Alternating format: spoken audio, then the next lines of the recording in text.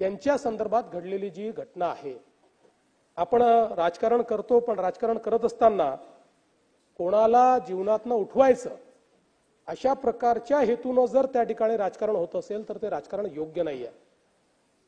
आपल्याला कल्पना आहे की त्यांच्या संदर्भातली जी केस होती ती केस 16 मध्ये रजिस्टर झाली, 19 मध्ये ती संपली।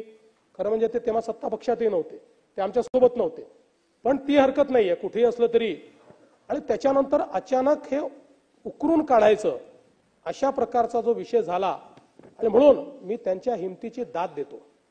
एखादा व्यक्ती अशा परिस्थितीमध्ये आपण दोषी आहोत का नाही आहोत, बाबा हे घरच्यांना अपमान नको, समाजात अपमान नको म्हणून अशा गोष्टी मिटवता येतील का प्रयत्न करतो।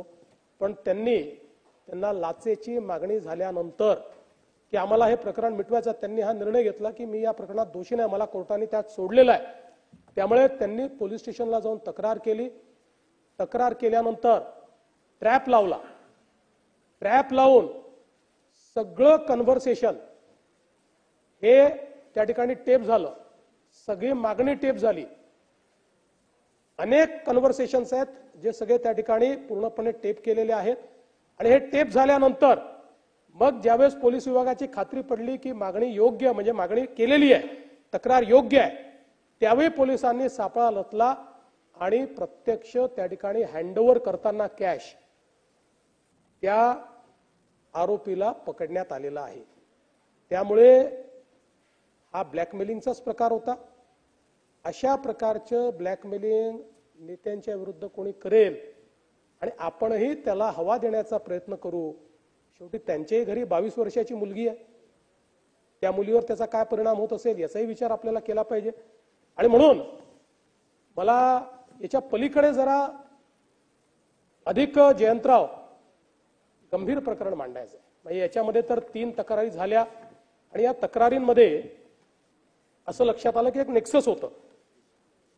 ही जी काही महिला आहे, त्यानंतर तुषार खरात नावाचा एक तथाकथित यूट्यूबर आहे तो, आणि असे काही लोकांचे नेक्सस आपल्याला त्या ठिकाणी पाहायला मिळालं। याच्यामध्ये 3 तक्रारी झाल्या। पहिली जयकुमार गोरेंनी केली, त्याच्यामध्ये मी सांगितलंच आहे आपल्याला की काय घडलेलं आहे। दुसरी तक्रार जी आहे ती विराज रतनसिंग शिंदे यांनी त्या ठिकाणी केली की ज्याच्यामध्ये परत अशा प्रकारचा हा जो गुन्हा आहे त्या गुन्ह्याच्या संदर्भातली आहे। आणि तिसरी तक्रार तळबीड पोलीस स्टेशनमध्ये उमेश मारुती मोहिते यांनी केली। कारण ही जी महिला आहे ही सरसेनापती हंबीरराव मोहिते यांच्या घराण्याची आहे वगैरे अशा प्रकारचा जो खोटा प्रचार करण्यात आला त्याच्या विरुद्ध ही तक्रार त्याच ठिकाणचे उमेश मोहिते यांनी केली। आणि एक तक्रार फिर्यादी शेखर पाटोळे यांनी केली की ज्या तक्रारीमध्ये त्या ठिकाणी 2 इसमांनी त्यांना लाथाबुक्क्यांनी मारून हार्ड डिस्क हिसकावून घेतली वगैरे अशा प्रकारच्या 4 तक्रारी या ठिकाणी झाल्या। आणि मग याच्यामध्ये 3 लोकांना अटक झालेली आहे। एक ती महिला आहे, दुसरा हा रिपोर्टर तुषार खरात आहे आणि तिसरा एक अनिल सुभेदार आहे। आता या सगळ्यांचं जे काही या सगळ्यांनी मिळून हा कट रचला, याचे सगळे पुरावे सापडले। यांचे व्हॉट्सअप कन्व्हर्सेशन सापडलेले आहेत, यांचे 150 फोन आहेत, ते फोन सगळे सापडलेले आहेत आणि कशा प्रकारे कट रचला हे लक्षात आलेलं आहे। पण दुर्दैवाची गोष्ट पुढची आहे, आणि ती गोष्ट अशी आहे की याच्यामध्ये थेट या सगळ्यांशी पूर्णपणे संपर्कात राष्ट्रवादी काँग्रेस शरद पवार गटाचे लोक दिसतात।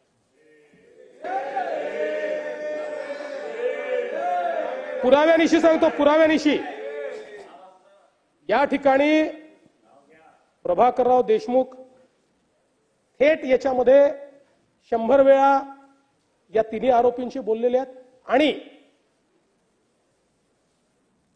व्हिडिओज त्यांच्याकडे गेले आहेत, त्यांच्याकडनं उत्तर आलेलं आहे। पण त्याहीपेक्षा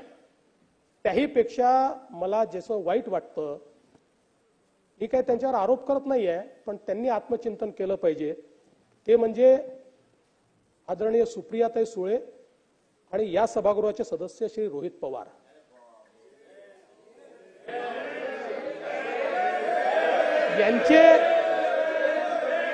यांचे कॉल्स तुषार खरात आणि यांच्या विरुद्ध जे व्हिडिओ केलेले आहेत ते व्हिडिओ केल्यानंतर त्यांनी यांना पाठवले आहेत.